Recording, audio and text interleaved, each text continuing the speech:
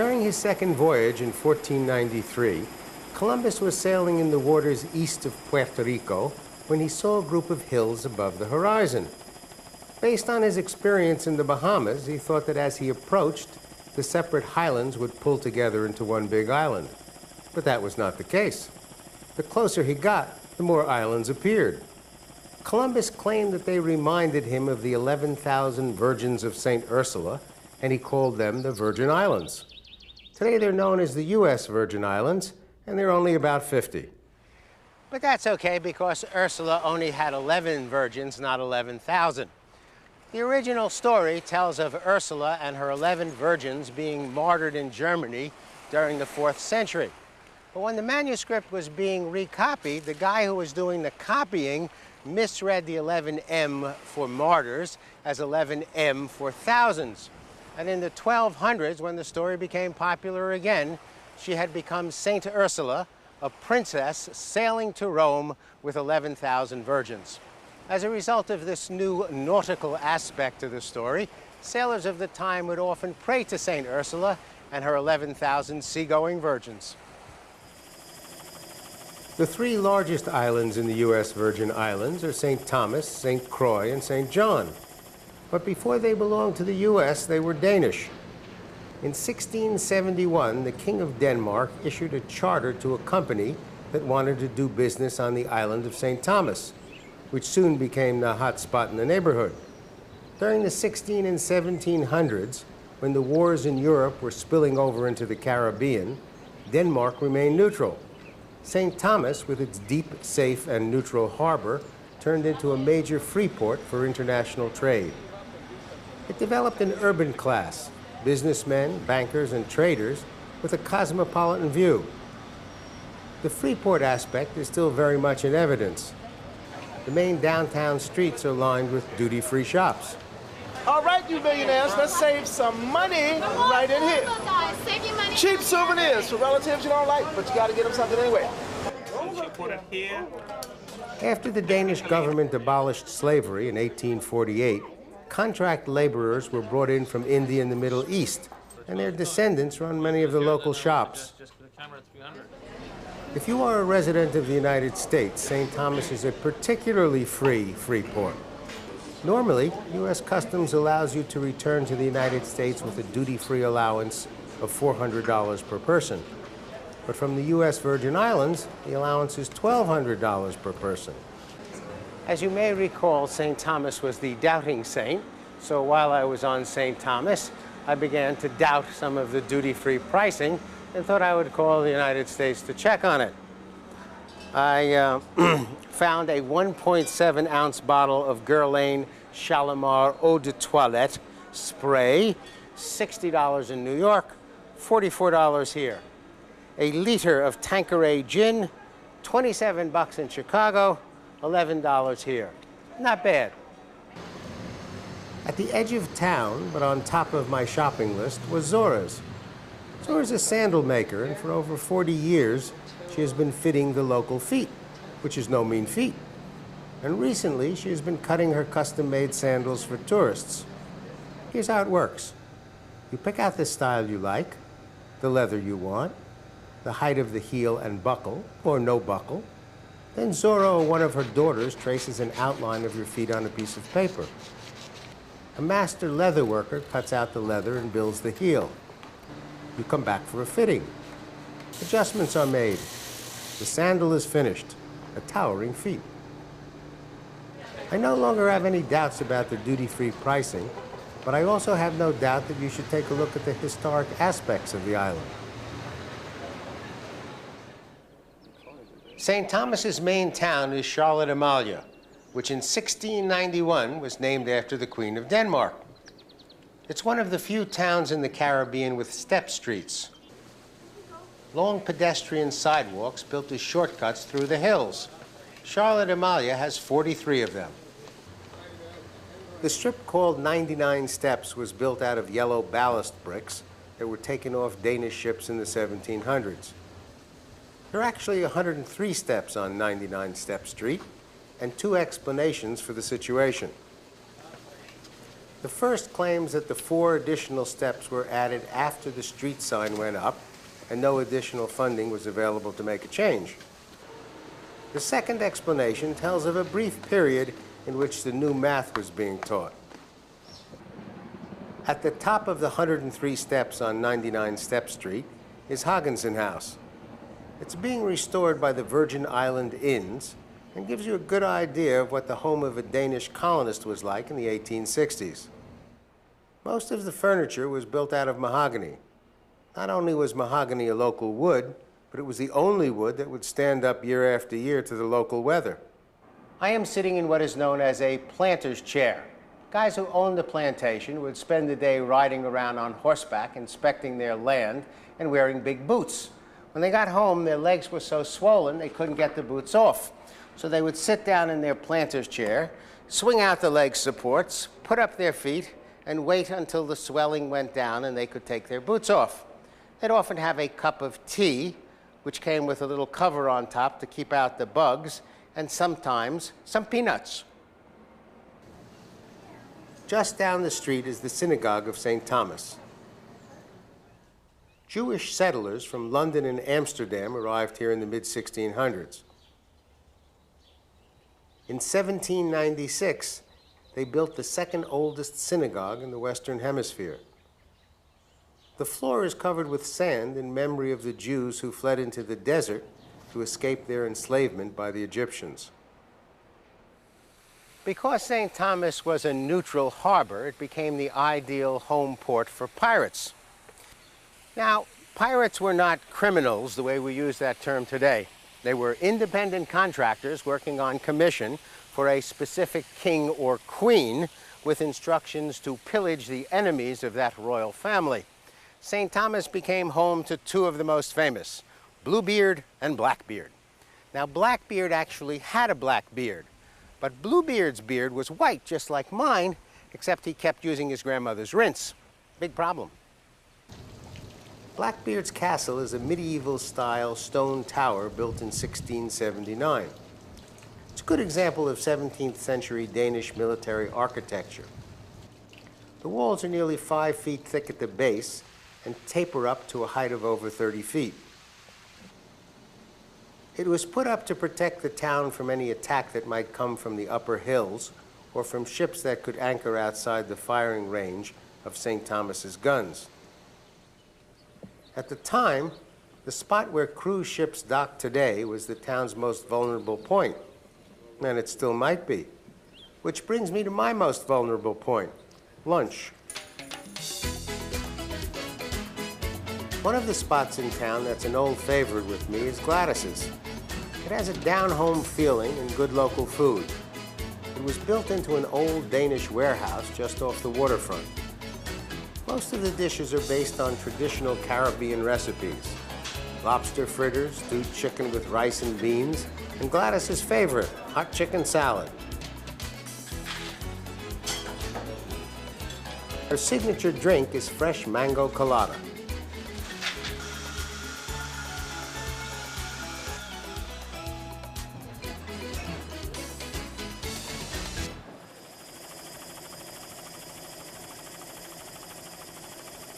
While I was on St. Thomas, I stayed at Marriott's Frenchman's Reef, which was built on a point at the entrance to the Charlotte-Amalie Harbor. It's an excellent location with great views of the water and the surrounding islands, and all the facilities you would need for a traditional Caribbean vacation.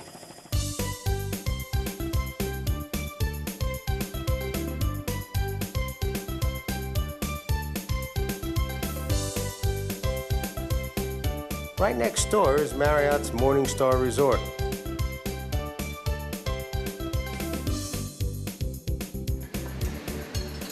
The resort's tavern on the beach has some of the best food on the island. Kevin Goodchild is the chef. Dean Simon is the pastry chef and an ice carver. You gotta admire a guy who carves ice outdoors in the Caribbean. A real chip off the old block. The Morningstar Resort is considered to be on the intimate side, which is very much in keeping with Frenchman's standing as a major location for weddings. the minister. Norma Kennedy is the property's wedding and honeymoon planner, and she has over 2,000 weddings under her belt. We get the bouquet, the minister, the cake, the champagne. We do the whole 9 yards, even if it's for 2 people. We've got a beautiful day.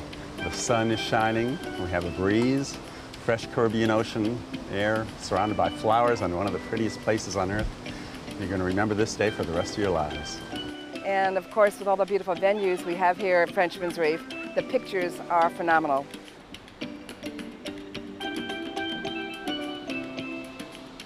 The virtual wedding was something very new.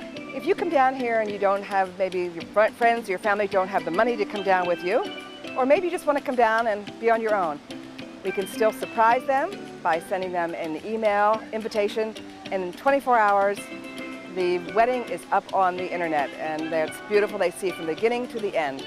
Barbara, you may kiss your husband. Scott, you may kiss your wife. The internet is really a big help to me because it shows pictures, and brides love to see pictures of other brides. Weddings in paradise. When I was a Boy Scout, I taught a class in knot tying, but she appears to have made it a profession. When it comes to getting married, most people are a little bit at sea to begin with, so they tend to take their honeymoon on land. But if you've already gotten your sea legs, a great alternative to a land-based vacation is a yacht charter. And St. Thomas is the perfect place to find out what it's like. The U.S. Virgin Islands has the largest charter fleet in the Western Hemisphere. And the place to start finding out about it is the Virgin Islands Charter Yacht League, a nonprofit association that has helped the industry get organized. They put me in touch with Greg and Laura Lewis. Greg was an airline captain for a major U.S. airline. Today he's a licensed sea captain and certified dive master. His dream was to go to sea. These are the old fort fortifications during the pirate back in about 1650. And they actually had cannons and stuff mounted in here to help protect the harbor. His wife Laura's dream was to own a little bed and breakfast. A 50-foot catamaran called the Sea Chateau became the perfect compromise. He sails and she cooks. Laura was born into a restaurant family and produces 3 meals a day for their guests. She's also the first mate, which is only fitting for the captain's wife. Cabins on the lower level are equipped with queen-sized beds, private bathrooms, and air conditioning. The main cabin upstairs holds the kitchen, the dining table, and an entertainment area with TV, VCR, and a library of movies. Greg will help you design your ideal voyage. Well, the unique thing with yacht chartering, particularly down here in the Caribbean, we have such a vast array of areas that we can attend and go to. There's so many activities that you can participate in. We have a kayak, we have a wind glider. We specifically do a lot of scuba diving. We have a full rig of all the diving equipment, snorkeling. We make this the ultimate vacation you've ever had. And for those of us who are into extreme sports, there's offshore sunbathing and rum punching. The Sea Chateau's home port is Charlotte Amalie. A 20-minute drive from downtown will bring you to the Coral World Marine Park.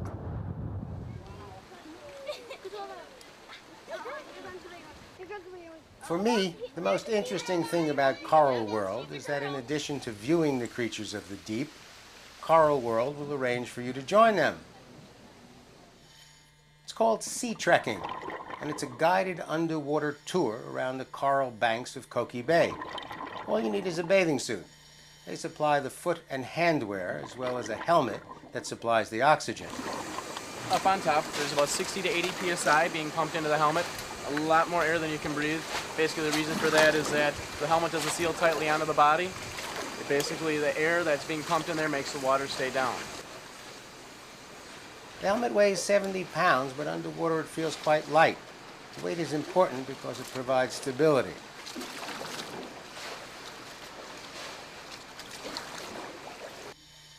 It's about 16 feet to the sea bottom, and a Coral World diver and safety guide are there to show you what's going on. There's a chain fence that acts as a road guide. You move along the chain and the diver points out the sights.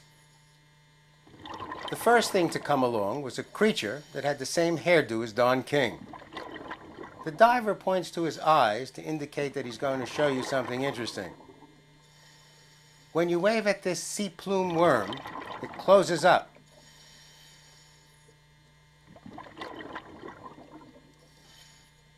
When you snap at this Christmas tree worm, it disappears. The second diver is also the executive chef and feeds the local school, including a friendly barracuda.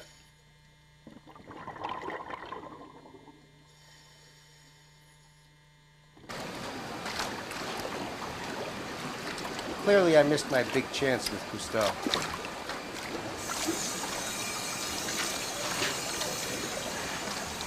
What an amazing experience. Historically, the primary commercial activities on the islands were divided between the main port and the plantations, and each developed a different culture which has continued into the present. In 1717, the Danish inhabitants of St. Thomas sailed across the 2-mile-wide Pillsbury Sound and occupied St. John, which at the time was a plantation island. These days, you can take a 20-minute ferry ride from St. Thomas to St. John. Most people come over for a day and take a local taxi for a 2-hour tour of the island, about 2/3 of which is a national park. Beach after beach covered with soft white sand.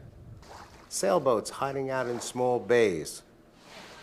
This is Trunk Bay, and it's famous for its underwater trail. There's a series of markers beneath the surface that tells you what you're looking at. Just put on your snorkel gear and head out on your self-guided tour. Down the road from Trunk Bay is the remains of the Annaberg sugar plantation. Denise George is a park ranger at Annaberg. Annaberg was an old sugar plantation, and it was really the mecca of the north side for being one of the largest estates and one with a windmill plus a horse mill, producing a large yield of sugar, rum, and molasses year-round. African slaves worked the fields, but they were also allowed to work small plots of land so they could provide food for themselves and to sell some to the plantation owner. They established an exchange economy among themselves, and some managed to save enough money to buy their freedom. A pattern of mutual support evolved among the enslaved workers on the plantation, but free men tended to associate with the planter society and often moved to the ports. Cruz Bay is the main port of St. John and home to Hercules' Pâté stand. He opens at 6 a.m., at which time he serves a typical West Indian breakfast of salt fish and johnny cakes. Hercules was a cook at the Canal Bay Resort, but he wanted to cook for his neighbors. So he took over this little shop and learned how to make what is called pâté. But it's really a dough pocket or turnover filled with shrimp, fish, conch, chicken, or beef. Good ting. The third big island in the U.S. Virgin Island group is St. Croix, and it's the biggest island in the chain. In 1733, the Danes purchased it from the French, and in 1917, the United States purchased it along with the rest of the U.S. Virgin Islands from the Danes. The U.S. purchased the islands because they were concerned that the Germans might use them as a submarine base during the First World War.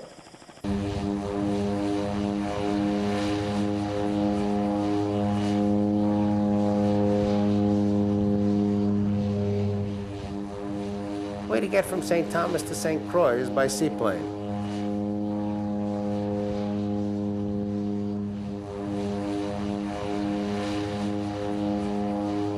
The largest town on the island of St. Croix is Christianstad, and it's one of the most unspoiled towns in the Caribbean.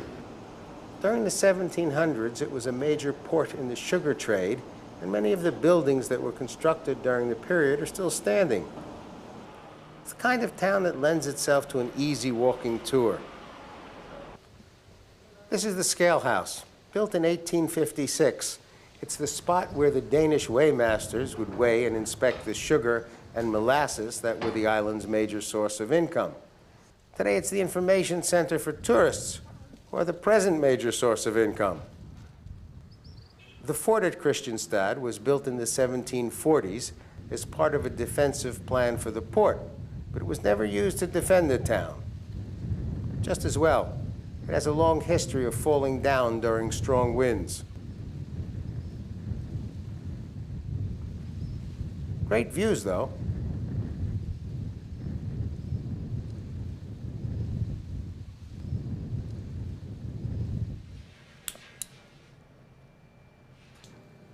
St. Croix is also famous for a piece of jewelry, a bracelet that was designed by Sonia Huff.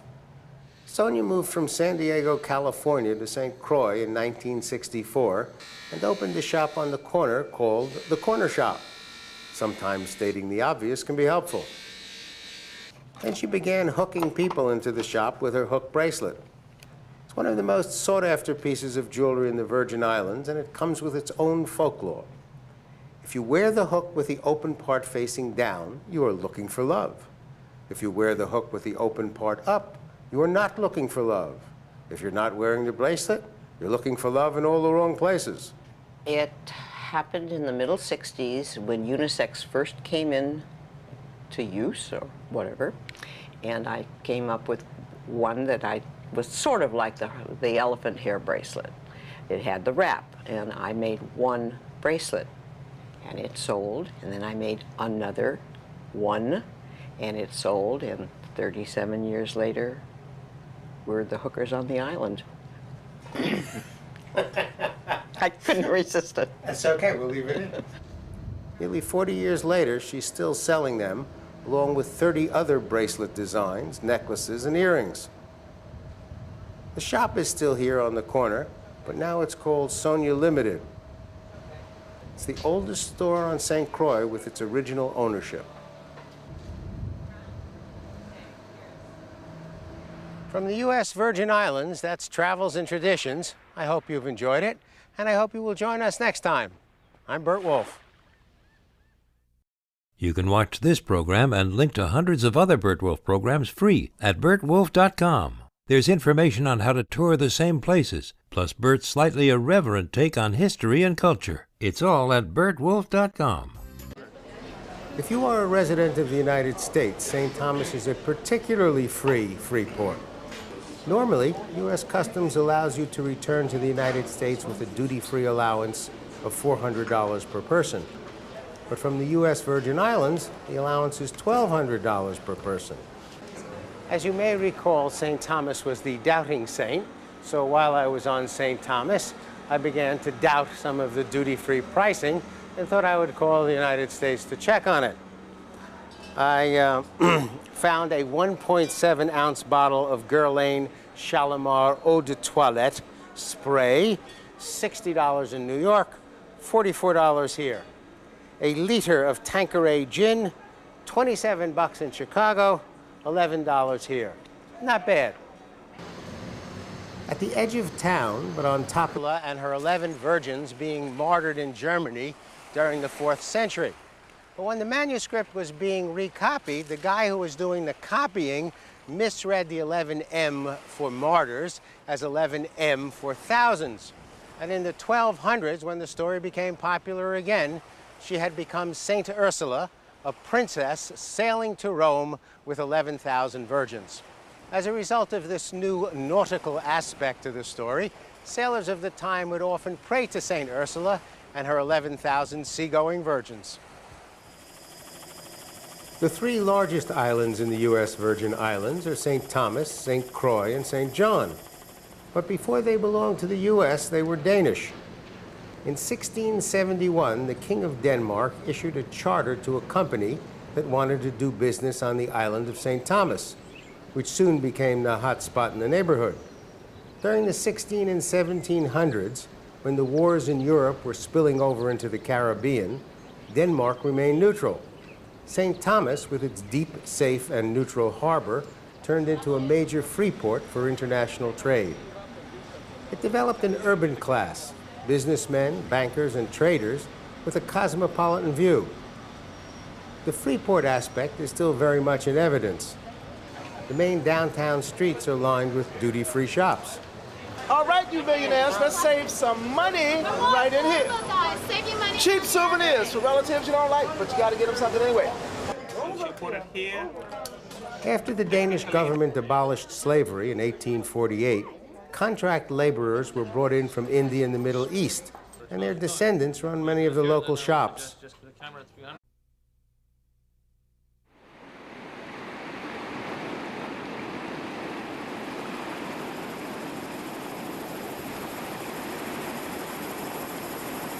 During his second voyage in 1493, Columbus was sailing in the waters east of Puerto Rico when he saw a group of hills above the horizon. Based on his experience in the Bahamas, he thought that as he approached, the separate highlands would pull together into one big island. But that was not the case. The closer he got, the more islands appeared. Columbus claimed that they reminded him of the 11,000 virgins of St. Ursula, and he called them the Virgin Islands. Today they're known as the U.S. Virgin Islands, and they're only about 50. But that's okay, because Ursula only had 11 virgins, not 11,000. The original story tells of Ursula. Of my shopping list was Zora's. Zora's a sandal maker, and for over 40 years, she has been fitting the local feet, which is no mean feat. And recently, she has been cutting her custom-made sandals for tourists. Here's how it works. You pick out the style you like, the leather you want, the height of the heel and buckle, or no buckle. Then Zora or one of her daughters traces an outline of your feet on a piece of paper. A master leather worker cuts out the leather and builds the heel. You come back for a fitting. Adjustments are made. The sandal is finished, a towering feat.